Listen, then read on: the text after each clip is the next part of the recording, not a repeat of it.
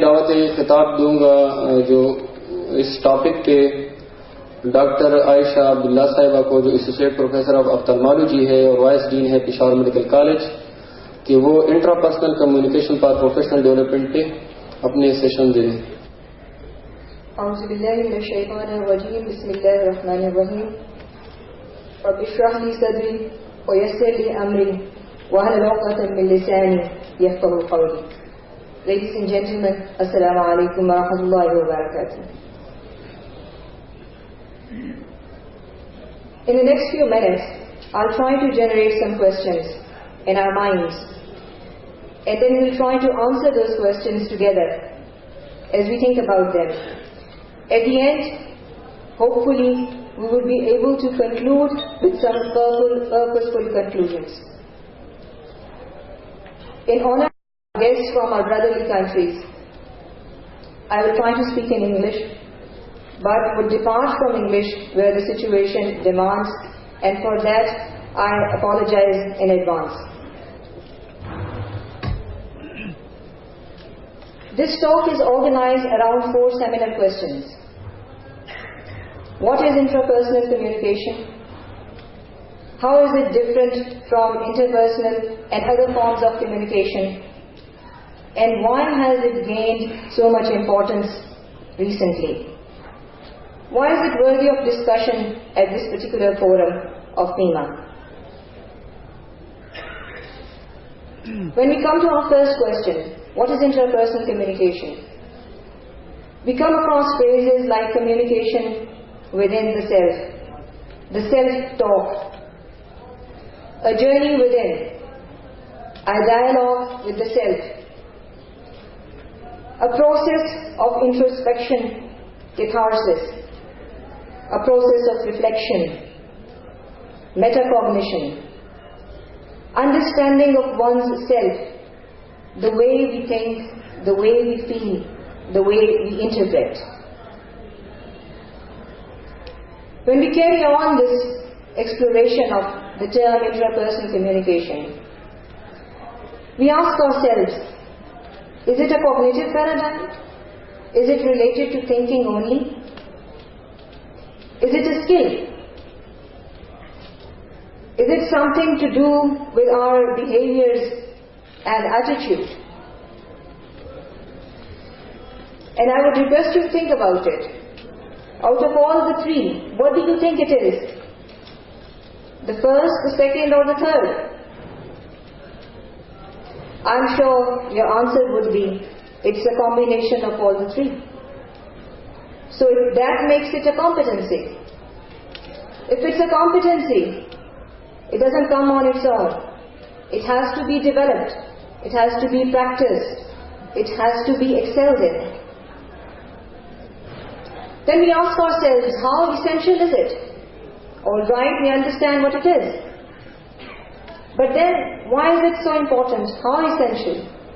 And that takes us to centuries-old saying of Descartes, I think, therefore I am.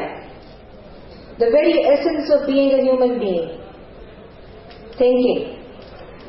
We know thinking is a private phenomenon. It happens within us, as is feeling, until we decide to share our thoughts and feelings with others. And that is the relationship between intrapersonal communication and interpersonal communication, or communication with others. سنريهم آياتنا في الآفاق وفي أنفسهم حتى يتبين لهم أنه الحق. That is the pearl inside us, the pearl of Tawheed, the signs of Allah subhanahu wa ta'ala, that He wants us to contemplate. He wants us to see what is inside us, so that would take us to Haqq, the truth. हम ऐसे अहले नजर को सबूत हक़ के लिए अगर रसूल न होते तो सुबह काफी थी. The true perspective of interpersonal communication emerges again from 3 words from Quran. Nafs Ammara, Nafs Lawwama, and Nafs Mutma'inna. the disobedient self, the critical self, and the contented, or if I may be allowed to say, the integrated self. It's the critical self that reminds us again and again, be mindful of this moment that you have to seize for the world hereafter. Nurture your soul so that it ascends to the climax of nafs mutmainna. And when you do that, when you nurture your soul to the level of nafs mutmainna, what's the reward? And the reward is, when you close your eyes here and open your eyes there, Allah says, Ya ayyuhan nafsul mutmainna, irji'i ila rabbiki radiyatan mardiyah, fadkhuli fi ibadi, fadkhuli jannati. O the contented soul, come back to your Lord. You pleased with Him and He is pleased with you. Be among my men and enter my Jannah. What could be a better reward than this?